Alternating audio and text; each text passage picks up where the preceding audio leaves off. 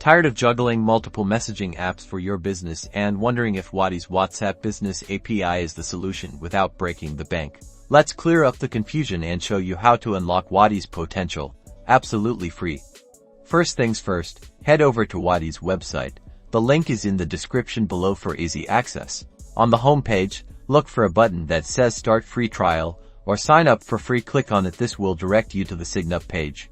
You'll need to fill out the Sign Up form with your name, email address, and most importantly, your business phone number, which will be your WhatsApp business number. Make sure you use a valid email address as you will need to verify it later. After submitting the form, check your email inbox for a verification email from Wati. Open the email and click on the verification link to confirm your account. Once your email is verified, you'll be redirected to your Wati dashboard. This is where you'll get to explore the features included in the free trial, usually involving a limited number of contacts or messages. Explore the dashboard, set up automated replies, and test out campaign features to see Wati's efficiency. Keep in mind that the free trial has limitations compared to paid subscriptions, but it gives you a chance to experience Wati's capabilities firsthand before the trial ends.